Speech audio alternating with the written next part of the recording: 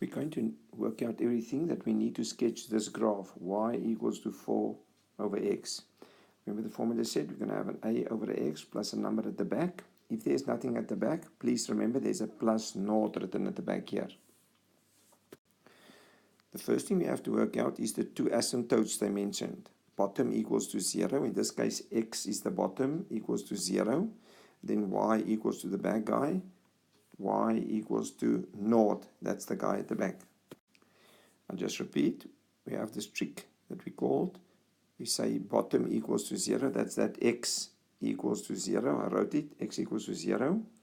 And then y equals to the back guy. And I write y equals to the number at the back here, which is naught. That's my two asymptotes. Then I use the table to find some coordinates on the graph. In a table, we usually start with naught, choose a few numbers on the right hand and a few numbers on the left hand side of naught. Take these x values and plug them into the x there with my calculator. I'm going to use my head for 102. I'm going to take this 1, put it under the 4. That's going to be 4 over 1 is 4. That's why that answer is 4. Take the 2 for x, put it x, replace it by 2. 4 over 2 is 2, and that's why I get the 2 down there. I'll do the same with the minus 1. Plug it in the place of x. 4 over minus 1 is minus 4, which I wrote there. Take the minus 2, put it in the place of x. 4 divided by minus 2. It's going to give me a minus 2. So here is the 4 coordinates I may use. Because it says here y equals to 0 is an asymptote, and x equals to 0 is an asymptote, it means that on my x and my y axis I won't have any intercepts. If you by accident start to work out the x-intercept, then you can see if you make y 0, you get 0 equals to 4 over x. Then you've got it times by the LCD, which is x. Then you get naught times x is x. You're going to have naught equals to 4. You can't have naught equal to 4 in maths. That's not possible, and then we know there's no solution. Be careful and try and understand the job of the asymptotes and why there is no x-intercept here. Right, now we put all this information on the Cartesian plane. The first thing we do is we work out the two asymptotes, which we did. We put in x equals to 0. Like I said, be careful.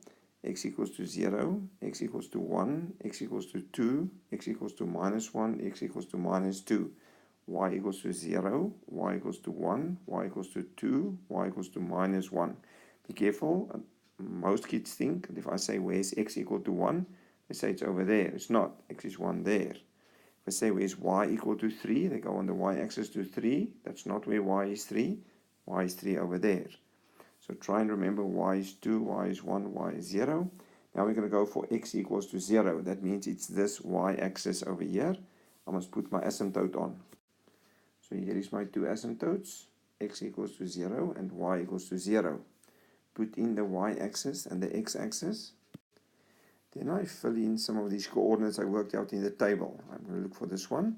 X is 1 and y is 4. So x is 1 and y is 4.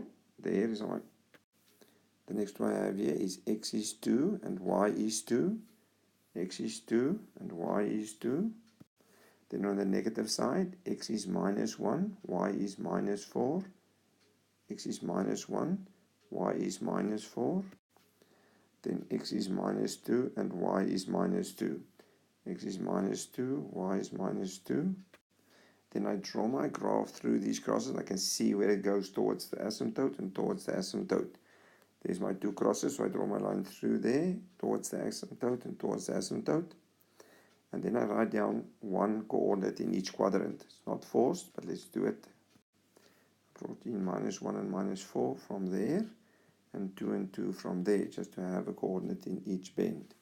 And then there's my final sketch of f of x equals to y equals to 4 over x. It's just typed out neater. Remember, we work out the two asymptotes. Bottom equals to 0, y equals to bad guy.